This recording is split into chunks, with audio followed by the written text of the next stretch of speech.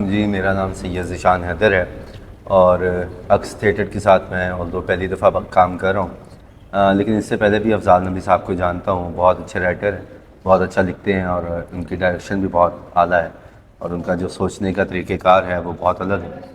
तो उनके साथ काम करके बहुत अच्छा लगा। लकीली मैं इसमें फ़ैज़ अहमद फ़ैज़ का करैक्टर कर रहा हूँ और मेरे साथ इरम है। इरम जो है वो इसमें करैक्टर कर रही हैं एलिस का, जो फैज़ की बीवी थी, क्रिश्चियन थी और फिर बाद में शी कन्वर्टेड टू इस्लाम। तो इरम, आप बताइए कि आपको कैसा लगा ये कैरेक्टर करके और आपको कैसे आपने कंसीव किया और इसमें क्या मुश्किलात आई आपको? जी, कैरेक्टर बहुत इंटरेस्टिंग है, बहुत चैलेंजिंग है। और सबसे बड़ा चैलेंज है कि मतलब एक एक्सेंट भी इसमें चाहिए। और साथ ही साथ जो उर्दू थी वो उनकी वो अच्छी थी, क्योंकि ज़ाहिर है फैज़ साहब की वाइफ थी, तो उर्दू तो उनकी काफ़ी अच्छी थी। तो जो अल्फाज हैं वो बड़े मतलब अच्छी उर्दू वाले हैं, लेकिन साथ में हमें जो उनकी लिमिटेशंस थी, कुछ लेटर्स जो वो नहीं उस तरह से अदा कर सकती थी, लाइक जिस तरह से हम करते हैं, तो वो उसके अंदर वो चीज़ लाना and to make it sound natural, that was quite a big challenge. क्योंकि इसको अगर थिएट्रिकली देखा जाए और फैज़ अहमद फ़ैज़ को अगर थिएटर के लिए थिएटर परफॉर्मेंस के लिए किया जाए तो ये एक बहुत बड़ा चैलेंज है। फैज़ साहब में जितना ठहराव था और जितना वो काम थे अपनी आम ज़िंदगी में, उसको जब आप थिएटर के ऊपर थिएटर में आपने 700 लोगों से बात करनी होती है और उसमें जो आप ज़ेर लब भी बोलते हैं, जिसे अंडरटोन बोलते हैं, वो भी आपको बड़ा लाउड करना पड़ता है। तो उस करैक्टर का जो मुझे जो ऑरा क्रिएट करने के लिए बहुत एक वो चैलेंजिंग था उसको बनाना उस तरह से, द वे ही स्मोक और उनका लबो लहजा और उनकी चीज़ें।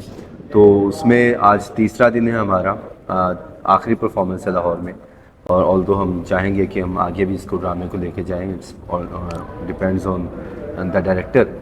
तो इसका हमें तो बहुत मज़ा आया, बहुत कुछ सीखने को मिला। जैसे कि इरम ने बात की कि इसमें जो उर्दू है और उसमें जो उसका डायलॉग है जो लिखा गया है वो बहुत अमेजिंग है, बहुत कमाल है और बहुत मुश्किल भी है और बहुत सीखने के काबिल है।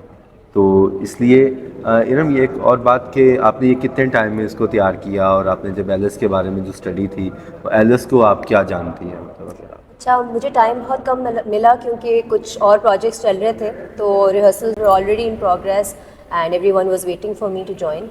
तो बस बिल्कुल 4 दिन पहले समझ लें 4 रिहर्सल्स आर डन एंड उसी में मुझे जो है अपना डायलॉग्स भी याद करने थे और एलिस को समझना भी था कि एलिस फैज़ कौन थी, कैसे बात करती थी and what she was all about. तो उस चीज़ को समझना, तो ये सारा बड़ा चैलेंज था, कम टाइम में किया, लेकिन अल्लाह का शुक्र है कि हो गया। उनके इंटरव्यूज़ वगैरह देखे, इससे आइडिया हुआ, तो I manage to somehow do it in 4 days।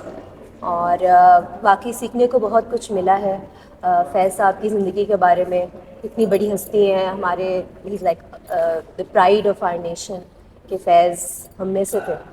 और साथ ही साथ उनकी जो मोहब्बत थी विद हिज वाइफ, उसके बारे में मतलब उसको समझा वो कैरेक्टर करने के लिए, तो इट इज़ सो स्वीट कि that romance and that love that we have shown.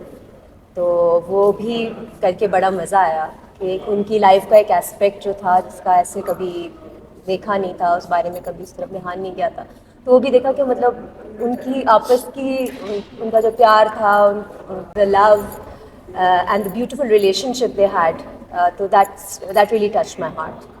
इसमें एक और बड़ी अमेजिंग चीज़ है, बहुत खूबसूरत चीज़ है, वो ये है कि जब आप ये ड्रामा देखते हैं तो आपको फैज़ से मोहब्बत हो जाती है और फैज़ जो है वो उन लोगों तक भी पहुंचता है जो हमारी जेनज़ी हैं, आज के लोग हैं, या जो किताबों से दूर दूर हो चुके हैं या जो किताबें पढ़ना किसी वजह से छोड़ चुके हैं। तो जब वो ये ड्रामा देखेंगे तो ज़रूर वो फैज़ का नुस्खा हाय वफ़ा खोल के बैठेंगे और फैज़ की शायरी के ऊपर वाह भी करेंगे।